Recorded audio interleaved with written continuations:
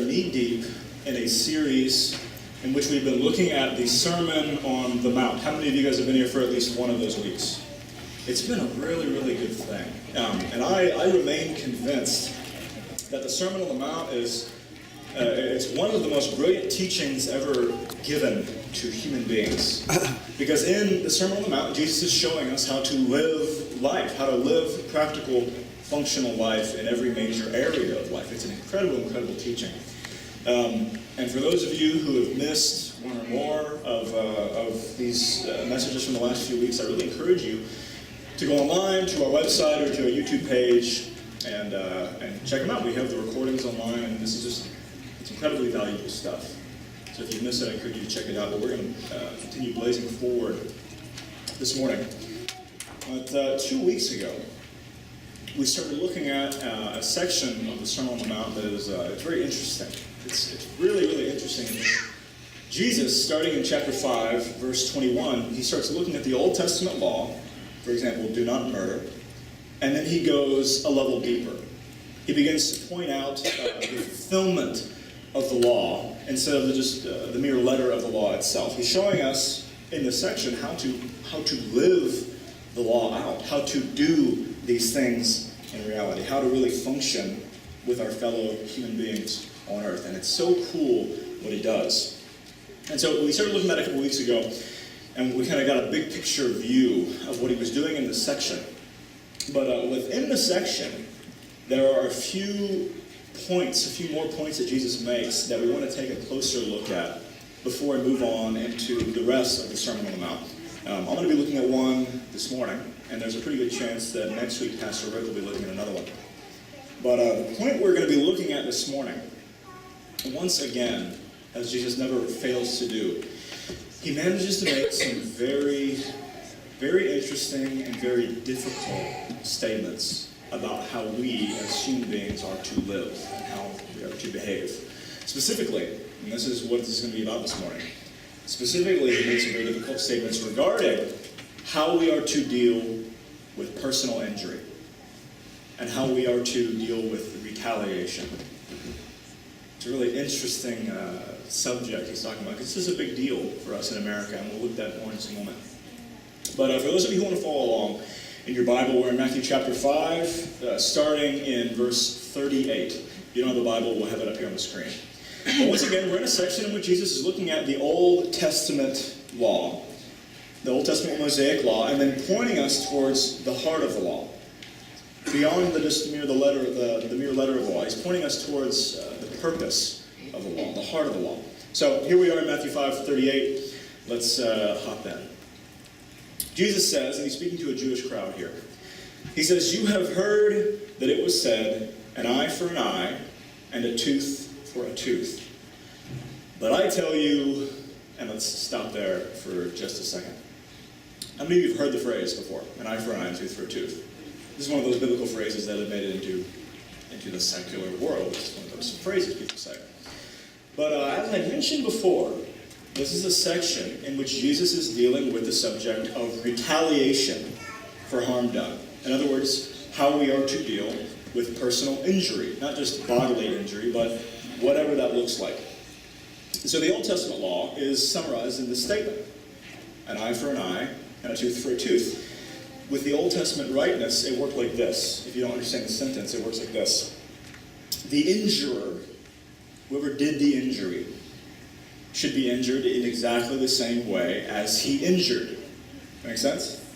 So in other words, if you take my eye, the Old Testament rightness was that you will lose an eye. If you take my tooth, you knock my tooth out, the Old Testament rightness was that you will have your tooth knocked out. You're getting the phrase yet? An eye for an eye and a tooth for a tooth. This is how the Old Testament law worked. And this was meant not just in regard to physical bodily damage, but as a general law for any kind of personal injury. So bodily injuries included property damage. You kill my cow, well, you're going to have one of your cows killed. Anything monetary, you take $50 from me, well, you're going to have $50 taken from you. This is just how it worked: an eye for an eye, a tooth for a tooth. And this isn't limited to only the Israelite people in the Old Testament. You find this subject talked about in nearly 3 places in the Old Testament, once in Leviticus, once in Numbers, and once in Deuteronomy. But this kind of became a staple for much of human law throughout history. This law, or this concept, became known as lex talionis, or the law of retaliation. And the intent of this thing, in terms of governmental law-keeping, was that reciprocity was to be achieved through equalization. In other words, you always have equivalent injury. Equivalent injury is done to the doer of the original injury and never more than what was originally done. That makes sense? So if my arm is broken, you break my arm, I'm not going to break 2 arms in return, or even 1 arm and 1 finger. Equivalent injury was to be done, and then it's settled. It's over. No more injury, it's done. And this was a major point in the old law. It's always equivalent injury. And really this was a great advancement in civilization when mankind started coming to this place where it was equivalent injury. This is how the law is upheld. Makes sense? The punishment always fits the crime. So, again, this is an Old Testament law that was given to the Israelites, specifically to the Israelite judges and magistrates who were going to be making decisions in regard to upholding the law. It was given to them, in other words, if they have a case was brought to them in which there was damage done, this would give them a guideline from which to be able to make a decision. Make sense? The problem is, by Jesus' time, the crowd that he's speaking to, the Jews of this time had begun to take this law, an eye for an eye, tooth for a tooth, into kind of as a rule for their private conduct. In other words, they use it as a rule from which they could take revenge. Make sense? It was like they considered themselves justified to inflict the same injury to other people that was inflicted to them because of this law. It was never the intention. It was meant to be a guideline for governmental rulings, but this is what had been taken. So, with these things in mind, with everything I've just mentioned to you about the lex talionis, how do you think our culture stacks up? In terms of the society we live in today, how does our culture stack up? Do we even manage to uphold an eye for an eye, tooth for a tooth? It seems like we barely keep ourselves to that. Really, I think that we, in America today, we take it as our right to retaliate. Technical difficulty. Having some technical difficulties, and that's okay. In America today, we take it as our right to get back at people. It's our right to take vengeance when we've been hurt. It's almost, we almost consider it an alienable right. It's really unheard of to deal with things any other way. Is it, you've been hurt, well naturally, you strike back.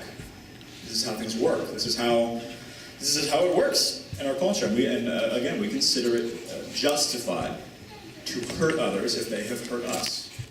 Because, well, they're just getting what they deserve. You've heard people say that before, right? Have you said it before? Well, they're just getting what they deserve. Or he's getting his just desserts. You ever heard that one? This is how it works. I've been hurt. Well, it is my right to deal damage back to you. You've hurt me. Well, you know what? You're going to get what you deserve. You deserve to be hurt back. And this is just how it works. This is common phrases in our culture. But the cool thing about Jesus is he's never satisfied with leaving the messed up world order the way it is. And neither should we. So let's look exactly at how he addresses these ideas in Matthew chapter 5. Again, we're starting in verse 38 here. Because he starts with the Old Testament law, and then he points us towards the fulfillment of it. He goes a step deeper. So again, we're in Matthew chapter 5, verse 38, and Jesus says, "You have heard that it was said, an eye for an eye, and a tooth for a tooth." Going on to verse 39, he says, "But I say to you, do not resist the one who is evil. But if anyone slaps you on the right cheek, turn to him the other also. And if anyone would sue you and take your tunic, let him have your cloak as well. And if anyone forces you to go 1 mile, go with him 2 miles. And finally, in verse 42, he says, "Give to the one who begs from you, and do not refuse the one who would borrow from you. And once again, as we seem to get in the Sermon on the Mount, these are more difficult statements. This is stuff that's kind of hard to apply to our lives, isn't it? These are hard statements. Can we live up to this? Really, I think maybe it is these four statements more than any others in the Sermon on the Mount that kind of cause people to throw their hands up. Like, I can't do that. It's a little too hard for me, Lord. I can't follow you there. Because once again, and we talked about this in some depth a couple weeks back, and if you missed it, I encourage you to check it out. But once again, it seems like that Jesus is listening to the Old Testament law and then ramping the difficulty up, making it harder, like taking it a step deeper, making it more difficult to follow. It seems like he's giving us another set of laws which we have to obey in those situations you described, regardless of whatever else might be at stake. This is how you must act in these situations, period, period, period. And really, the biggest problem is the situations that he just described are situations that we can more or less relate with pretty well, right? These are more or less familiar. We can apply these to our lives without too much difficulty. They're not at all abstract descriptions that he gives. If someone slaps you on your right cheek, turn to him the other also. Well, that's hard. And really, again, in our culture, it's hard enough for us to restrain ourselves to an eye for an eye and a tooth for a tooth. And now Jesus wants us to what? Just let people run us over? Can we do that in reality? Can we just, the weak, pacifist Christian, just let people run him over and lets anyone take advantage of him? This is how it works. Is that what he's saying? Because after all, it's a dog-eat-dog world, right? Can this work in real life? Again, we have those interesting statements. But we have to remember, and again, we looked at this a couple weeks ago. In this section, Jesus is not simply giving us a list of to-dos. He's not simply ramping up the law. He's not even giving us new laws to replace the old ones. Rather, what he's doing and what he's done through this entire passage is he goes to the Old Testament law and then he gives us a picture, an illustration of the heart of the law being lived out. In other words, he's giving us a picture of what really matters in our lives and our living and our heart and our intentions beyond the mere letter of the law. And really, no, these can't be laws, what he's giving us. It doesn't make sense, because it'd be really easy to obey exactly what he says without obeying the spirit of it at all. I once heard someone say, well, yeah, I'll turn the other cheek, and then I'm going to get back at you. Is that what Jesus is telling us? Okay, well, let him take advantage of you one more time. Let him abuse you one more time, and then you can get back at him. I don't think that's what he's saying. I think instead, reading the passage as a whole, I think it's pretty clear that what Jesus is giving us is a picture. He's giving us a beautiful and profound picture of how a person who stands in the flow of the kingdom of God, in the flow of the abundant life that Jesus preached, how that kind of person reacts to these kind of things.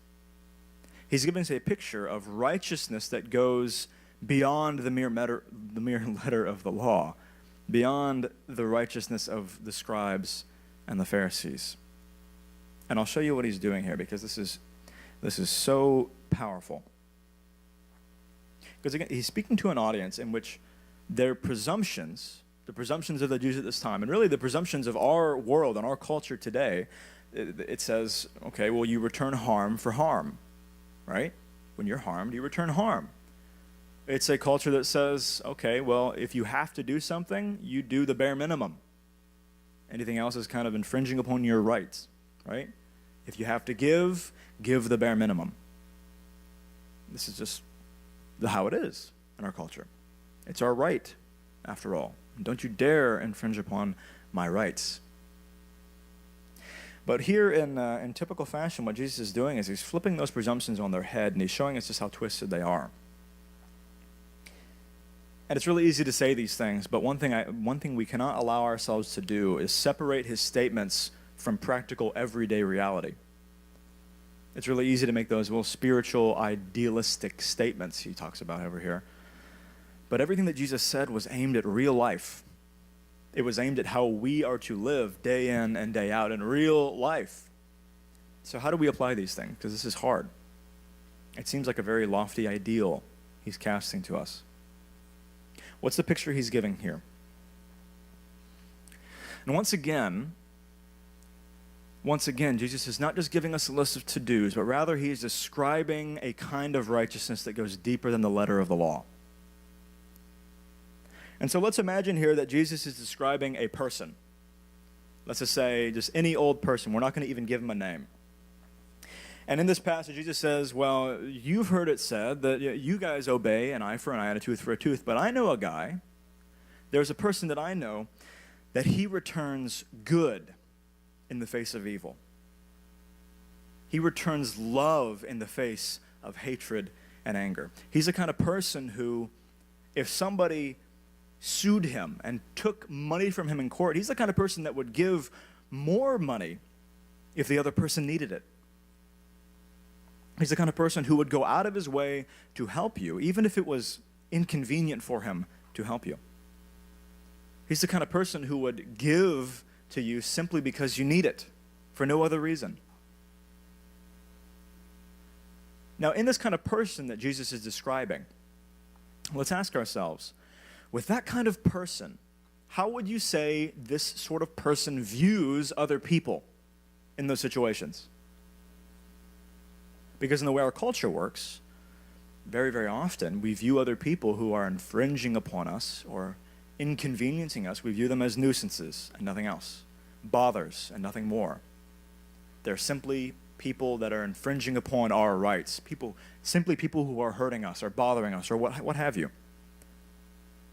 But for the kind of person that Jesus is describing, painting a picture of, how would you describe the way that sort of person views other people in those situations? As nuisances? Bothers? Simply as people who are infringing upon his right? I don't think you can. That wouldn't make sense.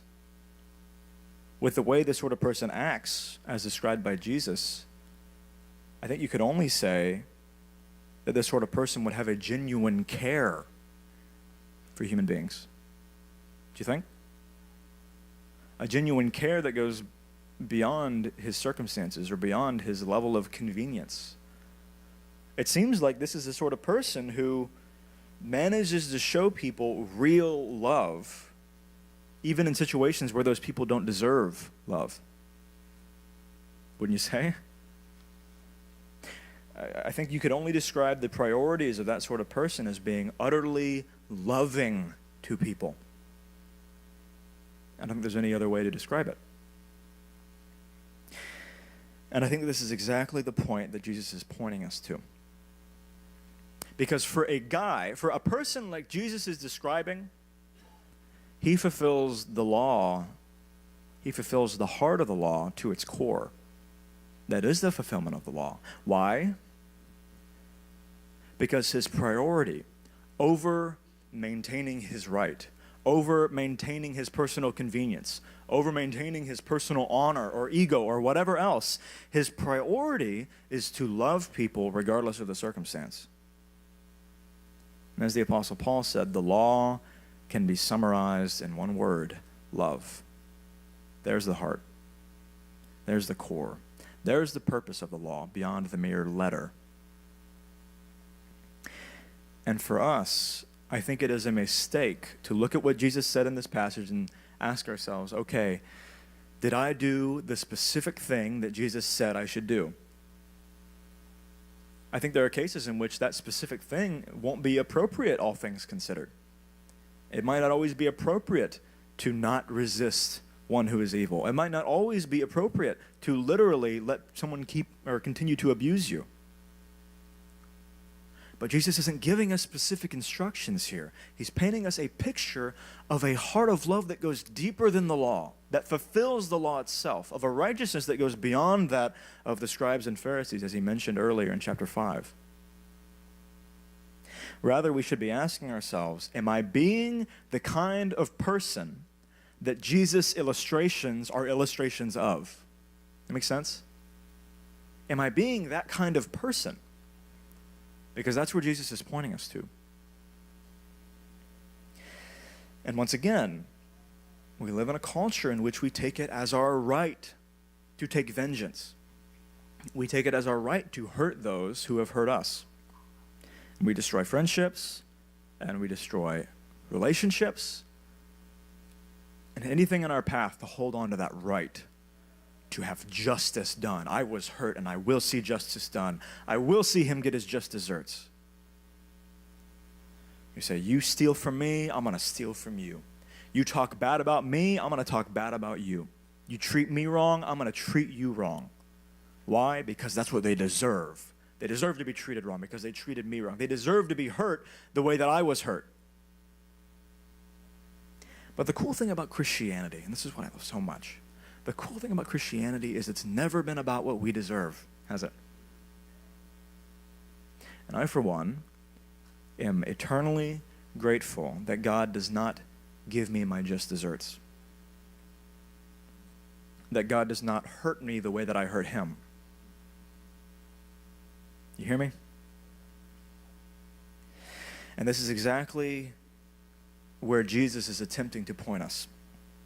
The world's standards and the way it works is twisted. The letter of the law is not enough. An eye for an eye and a tooth for a tooth. You can maintain order, but you're not going to function in the kind of love that Christ designed us to function in. Because the fullness of the law, the fullness of the order that God tries to bring us into is found in a heart that repays good for evil. A heart that loves in the face of insult and injury and pain and injustice. And that's hard, isn't it? Because it feels so natural to strike back when we've been hurt. And this is what they deserve. We can't stand being treated unjustly. We've got to see justice carried out. So how do we begin to do this? Because Jesus is calling us up to a higher level. He's calling us up to a higher standard of conduct and dealing with each other. You know how many relationships I've seen broken because people refuse to forgive each other? No, he doesn't deserve my forgiveness. No, he doesn't deserve to have me treat him fairly. He hasn't treated me fairly. We see the destruction that's left behind this kind of outlook on life all around us. We've probably experienced it. So how do we begin to do this? How do we begin to actually live out the picture that Christ has described to us? Because it's hard. How can we begin to love others in the face of them hurting us, of them insulting us? And I think, as always, Jesus shows us the way. It was a few years after he gave this sermon that the raging masses were crucifying him. They were killing him. The people that he poured out his life and his ministry and his love to, trying to heal them and bring them back into a relationship with God, these same people murdered him. And he's hanging on the cross in incredible pain and incredible suffering, and he prayed this. He said, "Father, forgive them, for they do not understand what they are doing."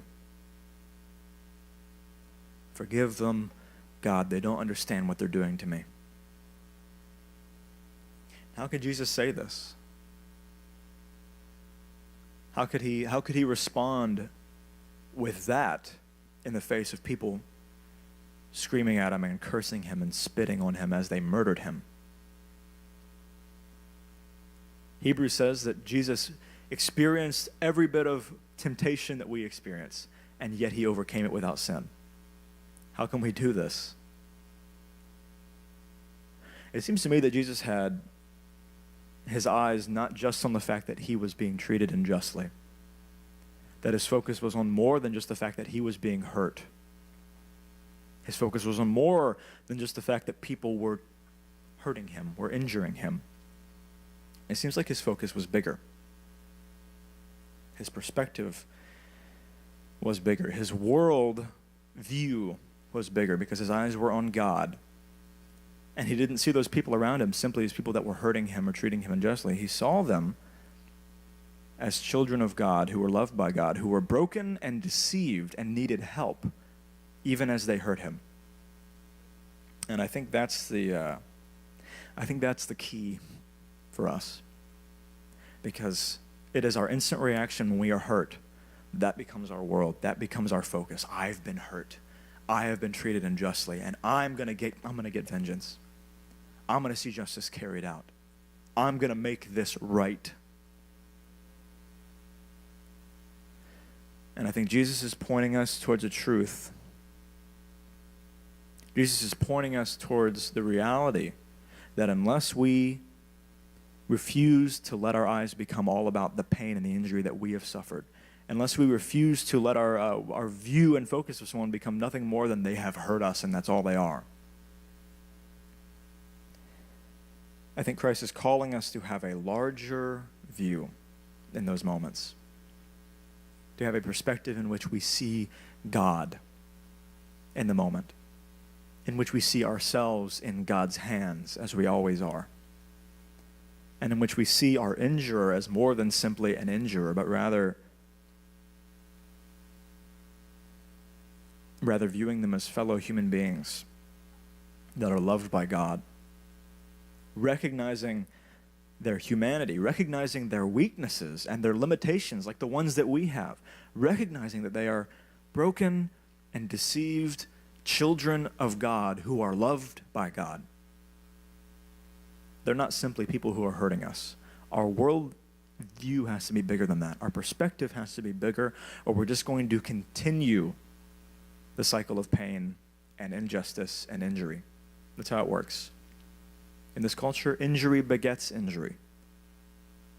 Injustice begets injustice.